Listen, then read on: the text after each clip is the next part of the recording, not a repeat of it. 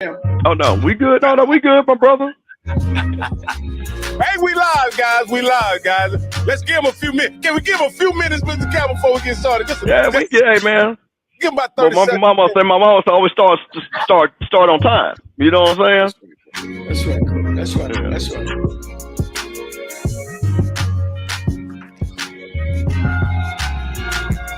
Coach, thanks for the statistics.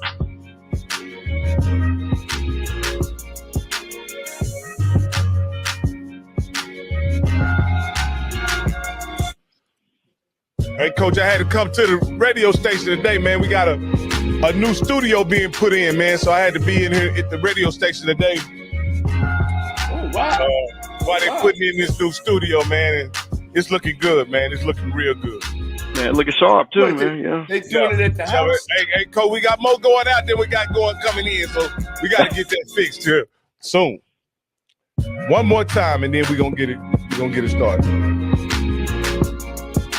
But no, it's going good. We're going good. We got right now. I'm in the podcast studio, a spot that we lease out so that people can do podcasts. Man, I usually broadcast from my in-home studio with the background and everything. But today you're gonna have to get what you get today. All right, guys. I'd like to welcome everybody to HBCU Coach's Corner.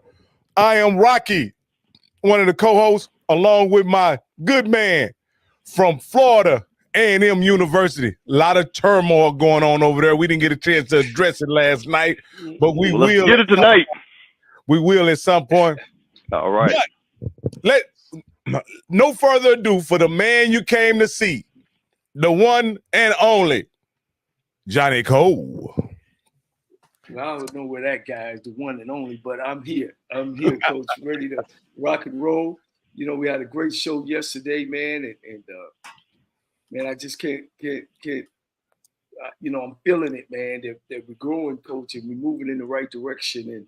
And this next fella that we want to bring on, I'll say his name, Shawn Gibbs. Remember that name, Shawn Gibbs. First, I'm gonna apologize because at the time when things was working, I knew of Shawn Gibbs, but I didn't know Shawn Gibbs. And this guy comes from a heck of a tree. You're talking about a heck of a HBCU tree. You're talking about Broadway. You're talking about Coach Hayes from North Carolina T and Winston-Salem. He's worked alongside Trey Oliver. I mean, he come with a wealth of experience, and he's an HBCU guy. He's a North Carolina Central graduate. His father went to school there, and I wonder why. I was like, who is this Gibbs guy at Fort Valley? He don't jumped in there and winning off the top. But once I've done our homework and looked back, Coach Campbell, Coach Cozy is on the clock. I don't know. Well, listen, Coach Gibbs got his own clock and Coach Cozy got his own clock. So long they ain't sharing the watch, we okay. I got you. With no further ado, can we bring on Shawn Gibbs, Fort Valley Wildcats? Hey, Coach. Hey, how y'all doing? Uh-oh. Hey, Coach, how you doing? I'm good. How are y'all? Good. I know you were in the middle of summer practice and getting things going in the right direction. Where you think you are at? I know you got, another 2 weeks to practice? Where you at on the scale 1 to 10, you being the head man of where you want to be at this point in summer camp? Well, I would say we're probably about at a 5 right now. I like where our team is. You know, mentally, the guys are being focused. They've shown a ton of commitment. We had a lot of guys here this summer, which at the Division II level takes a commitment. So that shows that these guys are dedicated to the process. I like where we're at. I like the mentality of the team, but of course we got a lot of work to do. But the guys are working hard each and every day. You know, we'll be back at it tomorrow at 6 a.m. And we'll see how this thing goes. You know, it's all about peaking at the right time. So we'll be ready by the time the 31st gets here. Right. Well, Coach, like I opened up the show, man, we want to jump right into it. I know you love where you are and those things. And how did you end up getting at Fort Valley? Where did you come from to get at Fort Valley? Well, I was at I'll take you all the way back. I started off in 2002 coaching under Coach Bill Hayes at North Carolina A&T. And unfortunately, that was Coach Hayes' last year coaching. So after 2002, I went back to my alma mater, North Carolina Central, with Coach Broadway. And from there, I stayed with Coach Broadway pretty much his whole career. So we were at North Carolina Central from 2003 to 2006. And then in 2007, we went to Grambling. So I was down there for 4 years. And then after that, of course, we came to North Carolina A&T in 2011. And I was there from 2011 to 2021. The last couple of years, it was under Coach Sam Washington, who I also have to give a lot of credit. Coach Washington did a great job mentoring me. He was a coach on the staff when I played at North Carolina Central. So we go back a long way. Now, Coach, you was on the 3 national championship teams. Am I correct? Y'all won one at Central, won one at Grambling, and also won at A&T. Yeah, we won one at Central, one at Grambling, and 4 at A&T. Three consecutive. Wow. 17, 18, 19, we won Black College National Championships. Talk that noise, Coach. Talk that noise. Hey, Coach, I got. Can I go ahead and go into it, Coach? Because I got this. I've been chomping at the bit to ask this question right here. Right, okay. I've been chomping at the bit. Let's do Coach, it. the first time I heard your name, Coach, was shortly after Willie Simmons had resigned and took a job in North Carolina with Duke. Now, your name was mentioned as the leading candidate for the FAMU job. To be perfectly honest with you, Coach, by the time I got the word, it was said to be a done deal that you would be the next head coach of FAMU. Turns out that didn't happen. However, moving forward, your university stepped up, and far as I know, they retained your services and you didn't look back. But can you tell us, because a lot of this stuff was in the grapevine and not in really, nothing was ever confirmed. And on this show, we're about facts, not rumors and innuendo. Can you tell us about that process, about what was actually a fact and then what was just part of the rumor mill? Yeah, absolutely.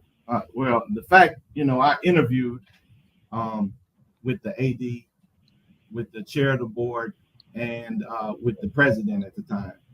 And wow. After the interview process, they felt like that I was a strong candidate. So I'm not going to say that the job was offered to me, but there were definitely talks of that. And we all know what happened.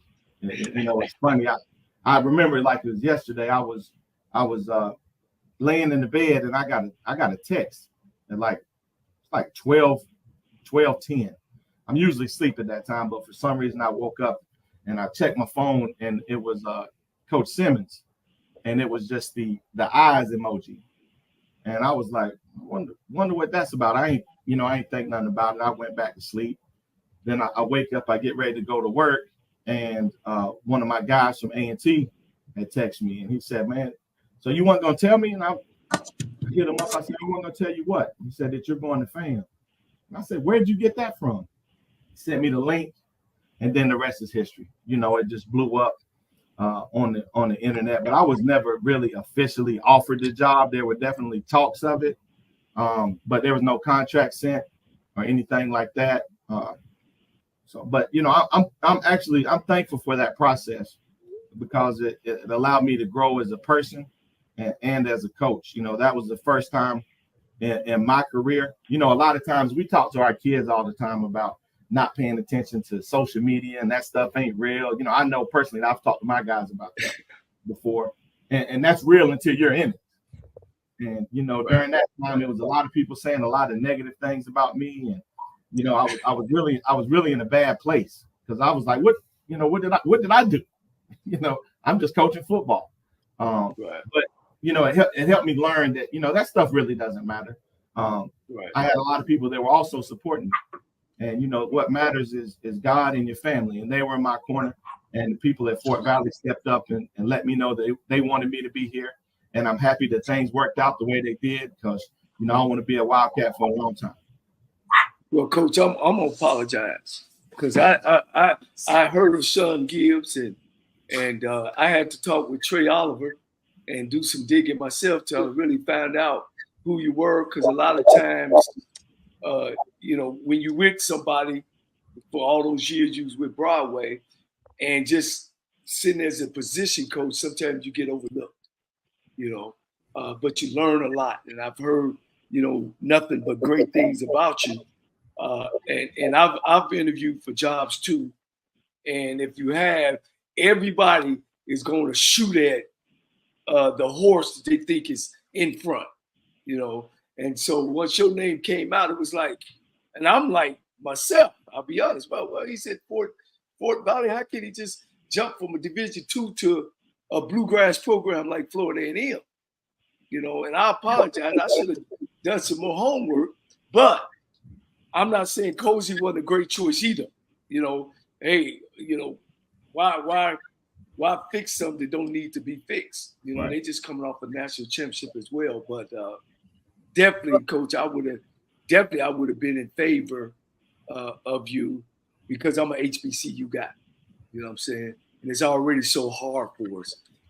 How do you feel about these guys jumping the line in front of us?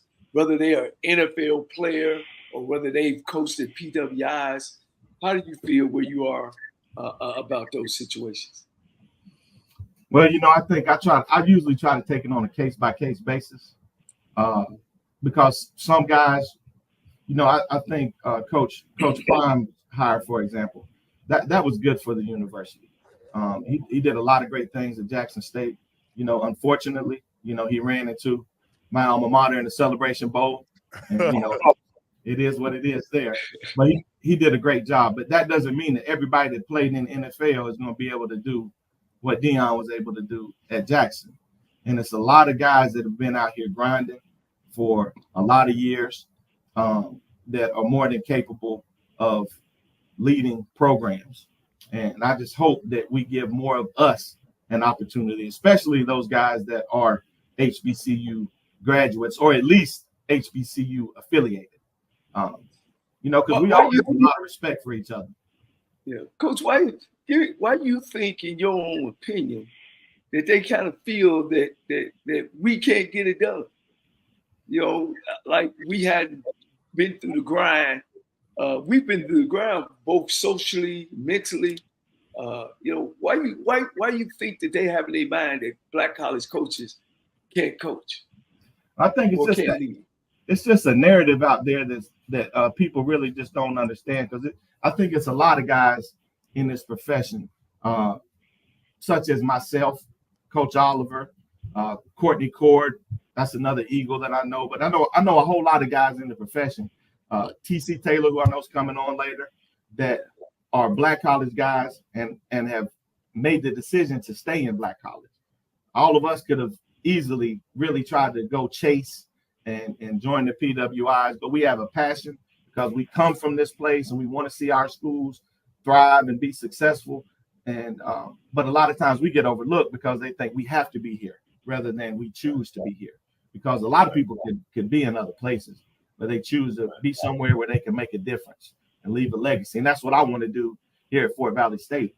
You know I had to talk to a lot of our alums about the whole FAM situation. You know, I had to tell them, you know, first and foremost, FAM is one of the blue blood programs. So who wouldn't listen if you had an opportunity to talk to them? But for me, I want to be a coach. Like, I look up to coaches like Coach Lomax that was here, Coach Doug Porter that was here, the great Eddie Robinson, Coach Hayes, guys that had a legacy, guys that went somewhere and built something. It's not all about jumping somewhere and it's not about me. You know, I want to establish a legacy somewhere and be known as one of the best black college coaches to ever do it. That's what I want to do. And I think that can be done right here at Fort Valley. But I'm happy for the opportunity. Yeah. But let me say this. One thing that I really didn't like about the narrative was as if there was some beef. I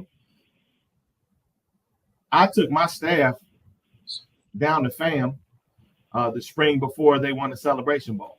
Coach Simmons and I and a lot of guys on that staff, we had a great relationship. I think FAM has a great coach in Coach Cozy. I think people need to know that we're all in this together. We're all pulling for each other, so it's no hostility amongst any of us, Right. Well, Coach, I think that particular situation was just unfortunate on a lot of different levels, Coach. I think the FAM wanted the successor of Coach Simmons to be from the program that won the national championship, and I think that was a fair, expectation. Absolutely. But ultimately, I don't want to explain the sentiments of the Rattlers because I don't think I'm qualified. But we do have a man on the panel that can truly express what the true sentiments of the Rattlers were during that time. Because I personally don't believe it was anything personal with you, Coach Gibbs. But our co-host, Mr. Campbell, he certainly can express the true sentiments of the Rattlers. Coach, how are you doing? Let me tell you something, Coach. I'm one of those people. I'm of an age. I don't like wasting people's time. I think you really answered this, but I'm going to just say this. I think when anything, like you said, Coach, you interviewed, which made sense. It's Florida A&M. If it would have been A&T, you would have interviewed. If it would have been Central, Grambling, or Southern.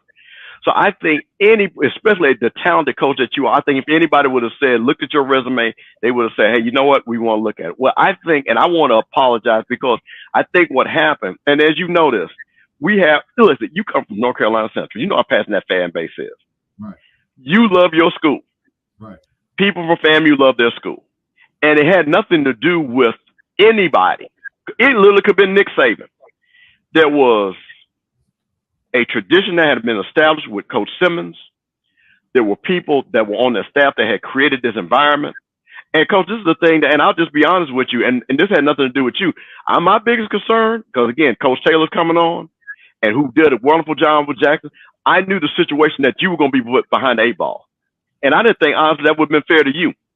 I didn't think that you would have gotten the proper shot that you would have needed to be successful. There would have been a lot of people possibly transferred. And I know you have a great way of recruiting players and things like that. Well, I think, honestly, as a fan, I think God works things in mysterious ways. As you know, and there's no secret, we have a transition with a new AD that has now moved on. You're about to build a powerhouse program at Fort Valley State. And guess what? The right opportunity is going to be your opportunity. And that's what I truly believe. So I don't think anybody really had any, and because people, let's be honest with you, you don't talk about the man if you don't know the man. Nobody knew you personally, Coach. And everybody said anything personal about you, that was disrespectful. And they know you. What they know, they saw your record, and they knew you coached at Fort Valley. That's what 99% of the people that from FAMU knew. But for what you're building down at Fort Valley, I think that is what, and like I say, it's all about opportunity. I think you're building an incredible opportunity because the thing what I always said, to be honest with you, and I will say this in public, what I didn't understand, because FAMU you had 2 places. Well, I know you coached at Grambling, but both Grambling and Southern had openers. Now, to me, with what you knew, I didn't know why they didn't come running and give you a stack of money, because you knew Grambling. You had won championships at Grambling. Texas Southern was open too. Well, so my thing is that there would have been less interference. You see what I'm saying? For a person of your talent, that you would have been able to come in with open arms. Southern University would have been wide open. You would have been able to build that program. And I'm not trying to put you in a bad place. I'm not saying that you are out here fishing for jobs, like you said. But I wanted to just give you background what Rocky's trying to put out there. And I just wanted to have that to let you know. So, Coach, I will ask you this. With that being said, and now you can Monday morning quarterback, how do you feel about the situation now that you've seen it basically transpire since December? How do you feel where you're at? Well, it's like you said. I believe the same thing. God has a plan for everything, and what God wants to happen is going to happen. What's meant to be is meant to be. I think that Fam got the right guy with Coach Cozy. Coach Cozy is a heck of a coach. He's got a good staff.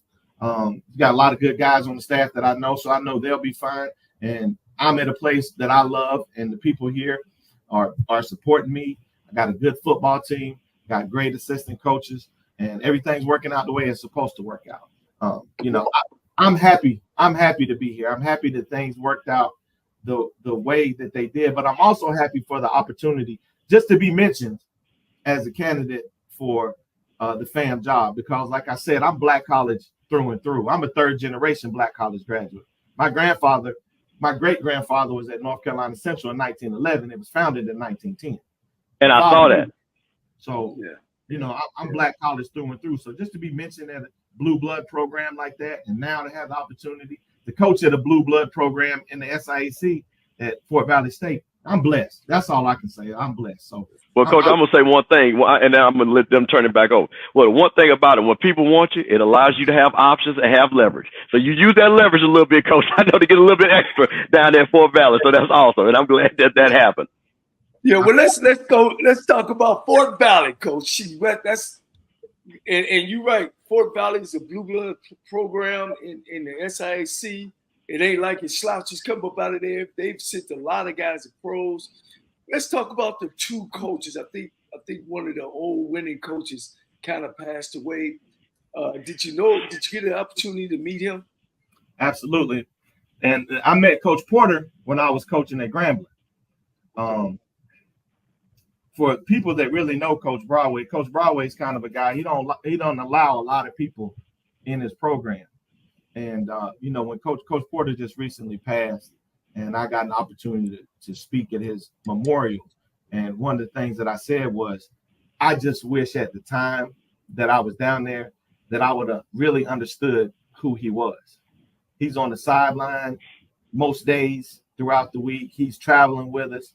And I'm just looking like, okay, who is this guy? Oh, that's Coach Porter. He used to be one of Eddie Robinson's assistants. I didn't know until I left that he was a head coach at Fort Valley State, Mississippi Valley, and Howard. He'd done all the great things, and he was the oldest living member of the College Football Hall of Fame. So I understand here that I'm standing on the shoulders of giants, and I'm blessed that I did get that opportunity to at least get to know Coach Porter when I was coaching down at Grambling. I just wish I would have took more advantage of it. Coach, that's why this program is so important, man. You've told me some information I didn't know, that Coach Porter was the oldest living Hall of Famer, man. And that's the kind of, and we don't cherish that, Rocky, and we got to start cherishing that. All right, Coach, I know you got some fans on here. Hey, when you got a good quarterback, who's going to be leading your team? Kelvin Durham. This will be his third year as a starter. KD, out of Miami. He was his first year, he was freshman of the year and newcomer of the year. And then last year, he was preseason offensive player of the year. And things didn't work out like he wanted it to, and he didn't get any postseason accolades last year. That's okay. And also going into this season, he wasn't named to any preseason list. I kind of like that, though, because that's going to light a fire under KD. But, he has the opportunity to be an all-time leading passer. And if he has another good season here at Fort Valley State, that's a big deal. And, the quarterback is the most important position in the game of football on any level. So to have somebody with that type of experience, 3 years starting, is invaluable. And, I just look forward to seeing what he can do this year. Yeah. Coach, I want to ask you some on a coaching level. And since you've coached way back, I was coaching, and the game has kind of changed. Quarterbacks have left the center, and now everything is shotgun. How did you make your transition? Of course, I played against you guys when you was at Grambling. And how did you make your transition from how we used to do it to now in the spread per se? Well, we try to be a little bit more multiple. I've started doing a lot more stuff from underneath center with our guys, just because I had an opportunity. I had two great opportunities this past year. I was able to coach in the Senior Bowl, and then I got selected to go to the Ozzie Newsome's General Manager Forum and Quarterback Summit. And at the Quarterback Summit, one thing that they kept saying over and over is that the biggest transition for quarterbacks from college to the pros is guys don't know how to simply take a snap from underneath center or call a play in the huddle. So, I think it's our obligation to try to help these guys. And Coach Coles, like I do, there's a lot of good stuff that you can do from underneath center. That doesn't mean that we need to get rid of the spread and the gun, because you got the RPOs and all that stuff is good stuff. But, I believe in smash mouth football. So sometimes there's a time and a place where you need to get underneath the center, and everybody in the stadium knows what you're about to run, and it's the defensive job to stop it. But my transition has been, it's been a long time. It's been 15 years that we've been transitioning from the old school pro sets and now the spread stuff with all the RPO. So it's been slow, but it's been a smooth transition. I don't want to be a dinosaur. You got to adapt, right, or you die. So you got to be modern, but at the same time, everything that's old school ain't bad. Let me ask you this here, Coach. You sound like an old running back or offensive lineman, Coach. Which one are you? Running back. Baby. I knew it. See, Coach, the running backs know that the game is won by sticking that ball in that running back's belly.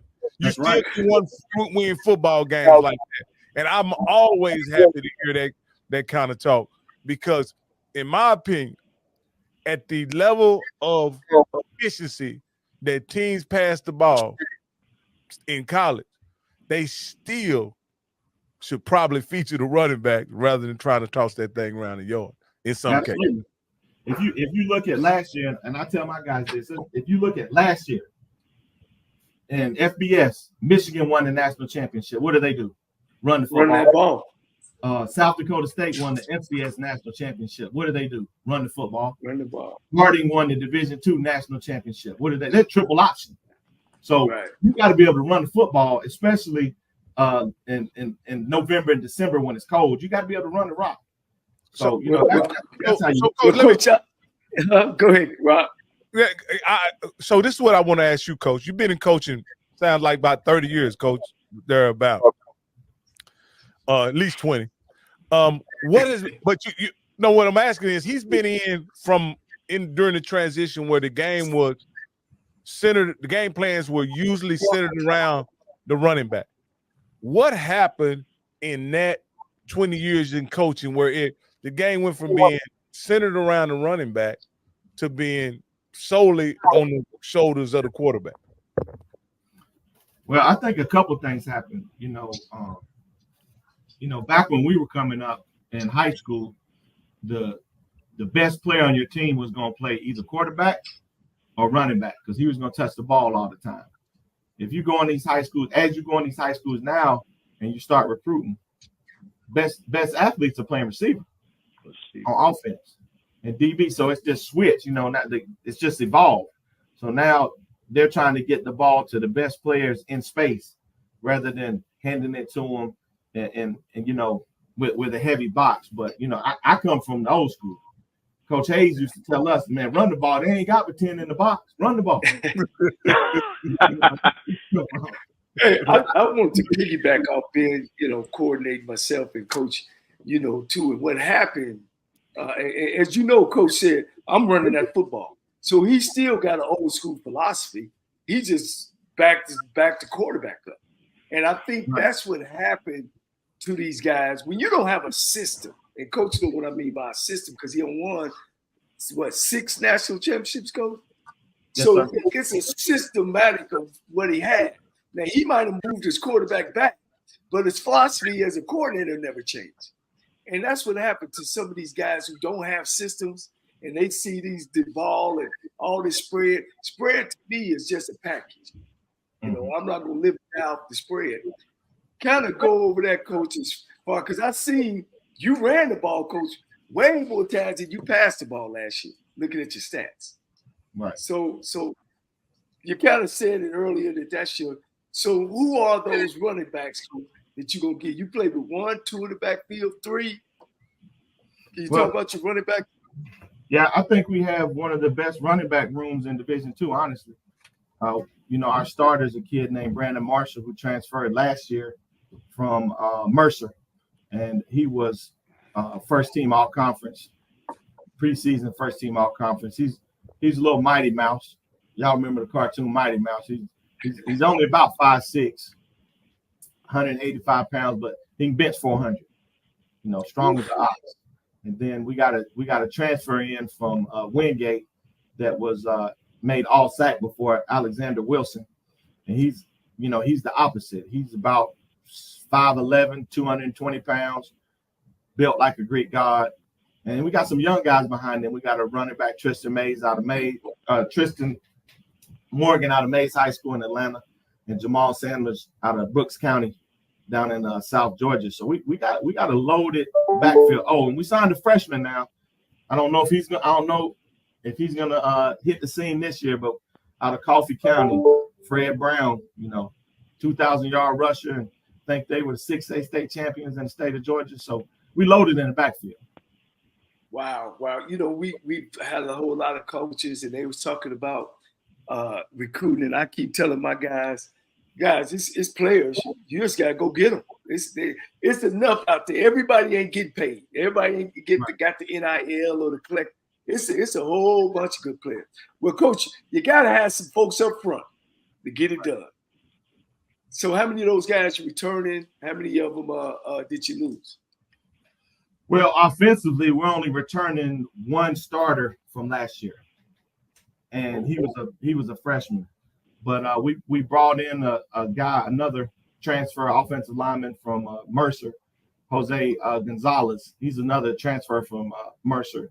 He's from Warner Robins, though, who we think is going to provide, he'll be able to step in. Now, we lost our first team all-conference lineman last year, Jamil Jackson. He transferred to Central Michigan. On the defensive side of the ball, we lost our best defensive player to Austin Peay. So, we lost some guys due to the transfer portal. But, that door it swings both ways. One goes out, one comes in. Right. So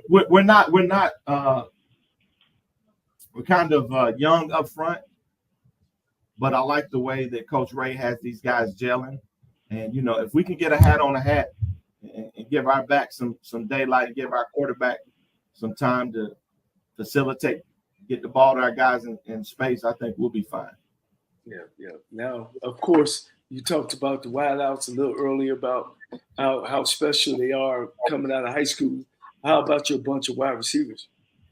Yeah, we got Zatarius Anderson played for us last year. He's a transfer from West Georgia, and he's back. He's a big receiver with good hands. DeJuan Bell's a transfer from Furman that we got last year. He's actually preseason All-American as a punt returner and kick returner. And we got another young guy that we recruited out of Madison High School down in Florida, Jamie Hampton. He was a quarterback in high school, state champion, and we brought him in and converted him to receiver. So this will be his second year playing receiver. And I think all those guys can make plays for us. And then we got some big old tight ends that can be a threat in the passing game and definitely can set the edge for us in the run game. Now, Coach, do you get involved with calling the plays, or do you have offense coordinator? And if so, say a little bit about your offense coordinator and your defense coordinator. Okay. I got two young coordinators. Joel Hirsch is our offensive coordinator. Coach Hirsch was here under Coach Flowers. I retained Coach Hirsch and Coach Ray, our offensive line coach. So they were holdovers from Coach Flowers' staff. Coach Hirsch has done a good job coordinating our offense. I don't necessarily call any plays, but you know how it is. I'm going to give my suggestions. But I think he's done a good job, and The only thing I tell them is, just to keep the same philosophy that I have. And Coach Broadway used to always tell us, in crucial situations, think players, not plays. So let's think about how we can get the ball to our playmakers in space. Let's think about how we can get the proper matchups for our guys versus their guys offensively. And I think we've done a good job of that. We got to continue building and doing a better job. Now, my defensive coordinator, Coach Denzel Jones, I brought him from North Carolina A&T. He played for us at A&T. He was on the first Celebration Bowl team in 2015. And after he graduated, he started coaching for us. And this guy's a bright young coach. He's really bright. He's like Coach Cord at North Carolina Central, Coach Jones. With us, they all come from Coach Washington's coaching tree. So I feel real good about my young coordinators. Yeah. Tell old Coach Frenchie, old Cole said hello. I will. The old ball coach. Yeah, old ball coach. He probably don't coach 30 schools, Coach. Frenchie gonna be so real good dude, good guy, man. He coached me. Hello, He coached me at North Carolina Central. Yeah. I'm turning it over, guys. Coach, let me ask you a question. One of the things, and they kind of stole my thunder because I was going to talk about your all-conference running back. But every place that you went and you've been around, you've always had a dominant rushing attack. With that being said, is that just because you were a running back? And again, I know you talked about how important it is, but is that just in your DNA that that's what we're always going to do? Is just have that running attack? Because you, everywhere you go, no matter who is the coordinator, no matter who's the head coach, if you're the running backs coach, you're going to lead that conference in rushing. We're gonna find a running back. We're gonna find a running back. I honestly believe that you win the game up front on the offensive line. But if the offensive line can open up holes, but if you ain't got nobody that can see them and get through them and beat people one-on-one, because that's what a good running back does. I tell them all the time, if you have an 8-yard run and you get tackled by the free safety, that's a minus. You didn't do your job. The offensive line did their job. They got you to the free safety, and you got tackled one-on-one. Your job is to win those one-on-one matchups. So we've been fortunate enough and been blessed to always find a guy that can win those one-on-one matchups. And we got another one here. And the one before him that we had here is in the NFL with the Packers, Emmanuel Wilson. Hold on, Rocky. Hold on before you do. I want to stick on this thing. Now, Coach, one of the things that I looked at, could you talk about, and two things I want you to answer. As you know, recruiting has changed because of the transfer portal and stuff like that. Could you talk about your philosophy of the transfer portal versus you recruiting high school students? Because now what I've seen is there's a lot of opportunity for now schools on your level to actually get some great high school players because now everybody's going in the portal. And also, can you talk about who you actually brought in from Fort Valley from the portal and who you recruited from the high school level? Okay, yeah, absolutely. If we can have our choice, we want to recruit high schools. But a lot of times you need to hit the portal just to bring in some experience because you don't want to necessarily put that pressure on certain positions. Now, if we recruit a running back can come in and play as a freshman. A receiver, a lot of times, can come in and play as a freshman if you put him in the right position. But it's hard for a quarterback. It's hard for an offensive lineman to come in and play right away. So, we were able to get some guys out of the portal on the offensive line, like the kid Jose from Mercer. We got a JUCO transfer out of Georgia Military. But we're going to focus primarily on high schools. And this might be controversial because a lot of people disagree with it. But I personally think that Georgia is now the king of high school football.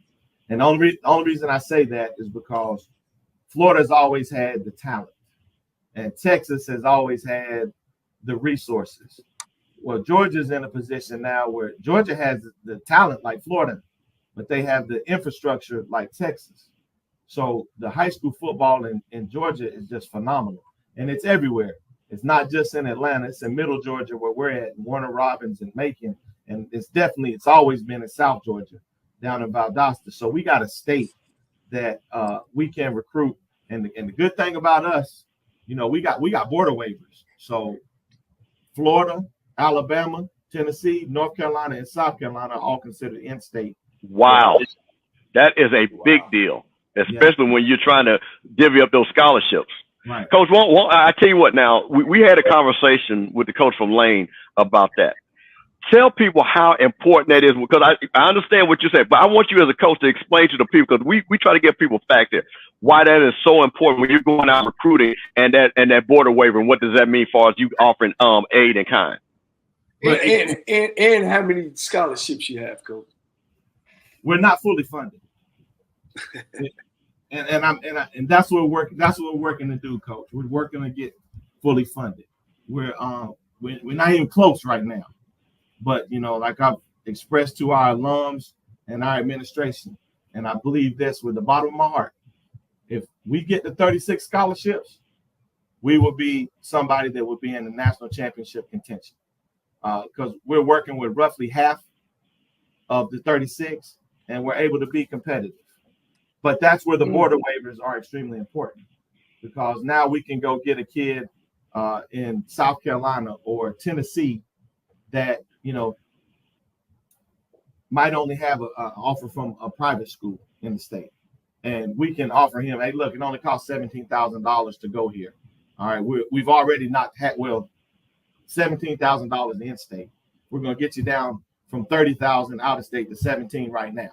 Okay. And then when your pay kicks in, and if we can get you some academic money, you're not going to pay anything. It's going to be cheaper for you to come to Fort Valley than go to a school in your own state. And, that's what happens. And if we can't find players in those states, we ain't looking. Good. Wow. Coach, I got excited when you, and I almost cut my co-host off with Bishop Campbell when you start talking about running backs, because you mentioned something that I always say about running backs. Don't tell me how many yards you have.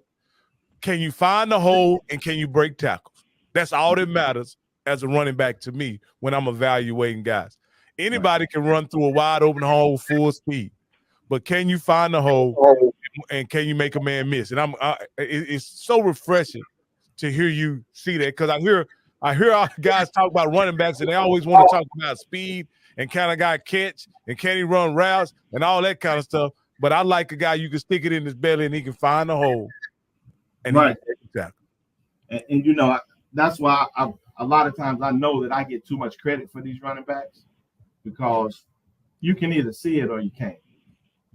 I remember early in my career, I asked Coach Hayes, I said, Coach, what do you do if you're coaching somebody, he just can't see it? And he said, you find you another one. That's what you do, find another one. And the good ones, it's just natural. Tariq Cohen, Greg Pruitt at North Carolina Central, Emmanuel Wilson, who's with the Packers now, those guys can just see it. My job is just to get them to the line of scrimmage, teach them their footwork, teach them where their reads should be, and then the rest is on them. You had one at Grambling also. Frank Warren, he's the head coach at Parker High School in Birmingham right now. Oh, He's okay. the all-time leading rusher at Grambling.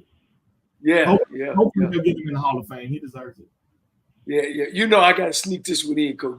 We held him to 67, and one run was like about 26. Yeah, Coach, y'all took a championship from us. I'm supposed to have another HBCU national championship. Yeah, Coach, we got after that one a little bit. Yeah, that was a good one. That was a good one. Yeah, it was a great game, Coach. It was a great game, and man. Now, was Coach Yoshida was the defense coordinator, wasn't he? Yeah. How's he doing? How's Coach Yoshida doing? He passed this year. Yeah. Oh wow. Yeah, he passed. Now that was a mentor of mine. He's Coach the one taught me defense. Coach Yoshida. And a lot of people don't know that Coach Hayes and Coach Yoshida were the first two minority coaches in the ACC. Coach Yoshida don't get any credit because he's Asian, but Coach Hayes and Coach Yoshida at Wake Forest were the first two minority coaches in the ACC. Yes. Sir. Coach Yoshida, we worked together at Southern, and our offices was right across from each other. And I just used to go over there and sit with him. He'd go over defense with me and mentor me, and and all that kind of stuff, man. Great guy. Great coach. Great coach. Good guy. Well, Coach, look, you on the map. You on the map. You've been on the HBCU football coaches corner. And definitely, Coach, we're going to bring you back, hopefully during the down in the middle of the season. And I know you got a lot of things to do. Rocky, you got some? Go ahead. Yeah, well, I just wanted to – I thought it was interesting that your name came up when we were interviewing Trey Oliver. And he mentioned what a great coach you are. So obviously you guys have a relationship, and Coach Cole passed some information on to me about you guys' relationship. And I'd like you to go into whatever detail you want to about it related to Coach Oliver. Yeah, man, Coach Oliver, that's my guy. We go way back. So Coach, this is how far back we go. Coach Oliver's father and my father played together at North Carolina Central. Wow. My father was in their wedding. Then Trey and I got a chance to play together, and I was in Trey's wedding. So, that's how far back we go. And Trey's been a tremendous influence on my life, and I'm extremely proud of what he's doing. And, we feel like we got four of our teammates at North Carolina Central are head coaches. Coach Odoms at Norfolk, Coach Adrian Jones at Shawn, and Coach Oliver and myself, we all played together. So, we've helped each other out throughout the years. I'm extremely proud of him. I love his interviews. That's who he is all the time. Talking junk, that's who he is. But, he's one of the brightest coaches in the country, period. And I hope that he gets his flowers. I hope somebody gives him opportunity because he deserves to be on a higher level. And I'll say that. That's how he's choosing to stay in the HBCU world, because that guy can flat out coach football.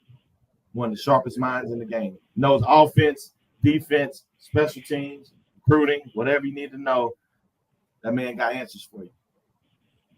Wow. Yeah. Coach is a great guy, man. And anytime we call him, man, he ready to rock and roll. He full speed. Well, Coach Gibbs, Shawn Gibbs, have spoken, Coach. You have spoken. And I appreciate you, man, spending your time with us. Again, if you would like, we would like you to come back, maybe in the middle, maybe when you are competing for the championship. I'll see you in 2 weeks, and I'll get to broadcast your games, and I'm very excited about doing that as well. Well, I just want to say before I go that I appreciate you guys for having me on.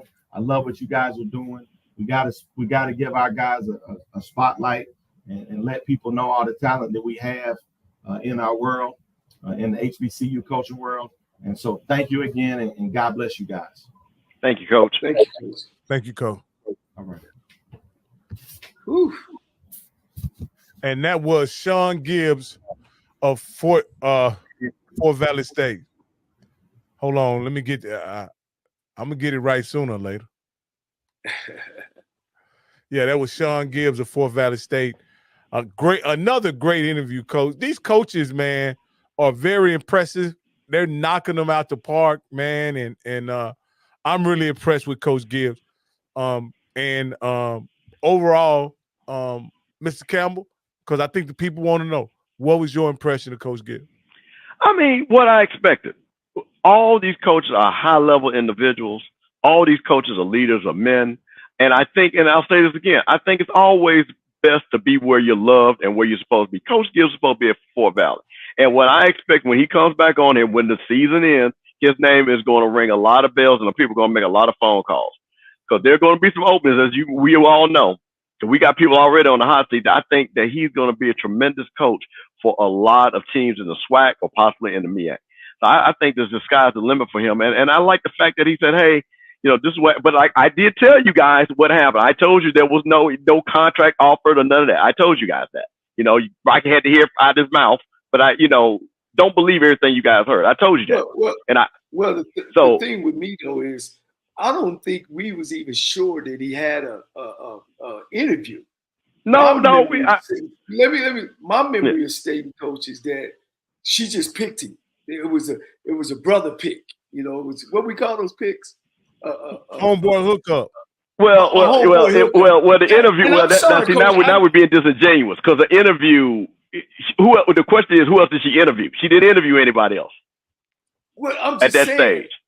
He has no control over that. He doesn't know that. Yeah, but I'm going with Coach is saying that it was just a hookup. But if you don't interview anybody else, you are hooking it up. And, right? Coach, don't kill me. Don't kill me. No. I just like no. I didn't even know he met with her. He said the president. Yes. The people. That ain't no homeboy interview. He said the chairman of the board of trustees. Yes, and that was all known. That's how it all got out. So just to kind of recap for you guys, because you guys weren't intimate, that's what happened. What happened was, and like I say, this has nothing to do with Coach Gibbs. I want to be clear. This has nothing to do with it. But I'm talking about the uproar. This is about the procedure. She went and she did one interview, was with him. She introduced him to the president and the board of trustees, and then she was ready to move forward to basically offer him the job, like he said. People caught wind of that and said, wait a minute. You're not even interviewing people that could be the candidate, like a Coach Cozy, a Coach Roll, a Coach Smitty Rock. You see what I'm saying? People that want to step, they at least should have had an opportunity to interview. That's what happened. And when the blowback got, Coach Gibbs was like, wait a minute, I don't blame him. I don't want to be in a spot with people that could be negativity. And I think Coach Gibbs is about positivity. So I think he said, you know what? I'll step back. And Fort Valley stepped up and said, we got a great coach. Let's pay him some more money. And let me say this too. And Coach, you've been around HBCU, Coach Campbell, and of course, that I have. And Rocky, for you to make that statement about, and you're actually getting to meet these guys. Yeah. And that's what we're about. You know, people don't understand these guys. This is some intelligent, some bad brothers. You know what I mean? That just don't have that platform. You know what I'm saying? And the brothers that's up in these Division 1A programs, they don't reach back and grab some of these brothers either. You know what I'm saying? I mean, Gibbs could be a coordinator at Kentucky or wherever else, or a position coach, to make that kind of money. But we get this. Oh man, this is the Chitlin League. This is black college football. I feel still 53 yards wide and 100 yards long. You know what I'm saying? We still develop young folks. So again, I mean, man, I'm just glad to meet the brother, and I wish him well. And look, we got another bad brother coming on. Yes, sir. Another great head football coach, and we ready to rock and roll. I got to put my North Jackson hat on now. And I want to start. And I want to start when Coach Taylor comes on. I need to say the first word first, and then we can go. Okay. So hey, I'm gonna tell you this. I'm gonna be honest with you. If it was my guy from Waco, Texas, that was coming up on this podcast, I would insist on introducing it. So I'm gonna give you an opportunity, Mr. Campbell. Would you like to introduce? Absolutely. Yeah. From Jackson State University, my grandfather's alma mater, class of 1938, the head coach of the Jackson State Tigers, T.C. Taylor. Hey, Coach, that was great. That was great practice. I guess he dropped off right before. Oh man, I can do it again. That's okay. We can do it again. We can reset it. So when he connects again, we'll put him right back on. But that was funny. Soon as you went to the introduction. But no, staying on Coach Taylor, he's a guy from Jackson, went to Jackson State. I just can't wait to ask him what it means to be the coach of Jackson State, being that he's from Macomb, Mississippi. I want to be clear. He's from Macomb. So he's not from Jackson. He played at Jackson. He's from Macomb. Yeah, he also he coached over at North Carolina Central under Coach at Central. A kid I recruited. A kid I recruited out of high school named Jerry Mack. Well, I'm telling you, it's people from Jackson talking about he's from Jackson. So they may be. No, I'm saying that he's adopted. Yeah, I can understand it. But I want to listen, man, when you drive down that highway past Macomb, them folks from Macomb going to claim that boy. You see what I'm saying? Because I had some people from Macomb say, hey, man, Coach going to be on your show. I said, yeah, man. Them Pittmans and all. Y'all know them folks down there in Macomb, them Pittmans. That's a big name down there. So, yeah, man, them folks, they ready to see the coach. Absolutely. Okay, now you can go now. Mr. Campbell. Okay. You can go ahead and go. Introducing the head coach of the Jackson State Tigers, my grandfather's alma mater. It's Sybil Wilkes with what you need to know. Today, it's Monday, August 19th, 2024. Number 1. The Democratic National Convention begins Monday in Chicago, marking significant changes since the last in-person convention in Philadelphia in 2016. As the first Black and Asian American woman prepares to lead a major presidential ticket, Black women are crucial in shaping this historic moment. Among them is Minyon Moore, the 2024 Democratic Convention chair, standing on the shoulders of trailblazers like Fannie Lou Hamer, voting rights and civil rights pioneer. Number 2, Vice President Kamala Harris made her 16th trip to North Carolina last week to deliver her first major policy address, focusing on the high cost of living for working-class Americans. She pledged to reduce costs, enhance financial security, and expand opportunities for families with plans to lower food and prescription drug costs, expand affordable housing, and cut middle-class taxes. Speaking at Wake Tech Community College, the vice president outlined her vision for an opportunity economy to help the middle class thrive, building on the Biden-Harris administration's work and introducing her own new proposals. Number 3, as the 2024 election nears, health is a key topic, with Black Health Matters exploring Vice President Harris's stance on healthcare and women's health. As California's Attorney General, Kamala Harris was a strong advocate for the Affordable Care Act, defending it in court to ensure women had access to essential health services. In the U.S. Senate, she introduced the Uterine Fibroid Research and Education Act in 2020, focusing on a condition that disproportionately affects Black women. Number 4, Jolie Shine, a Black woman, was stranded in her overheated car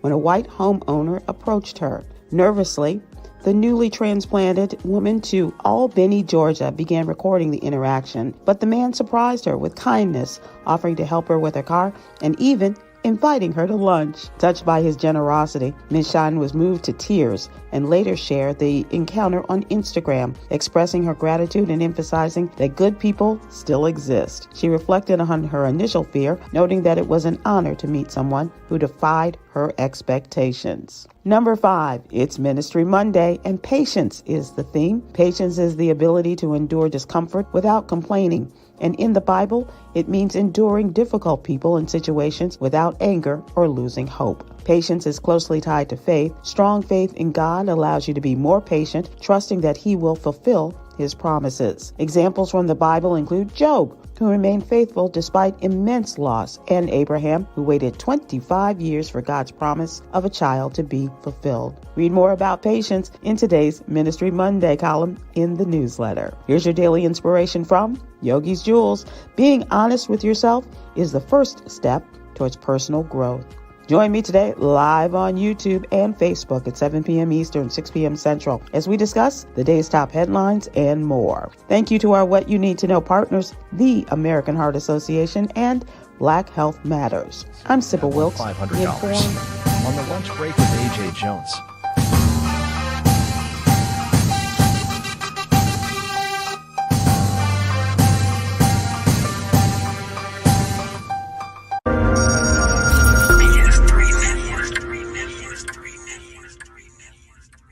BS3 Network, changing the way you watch TV.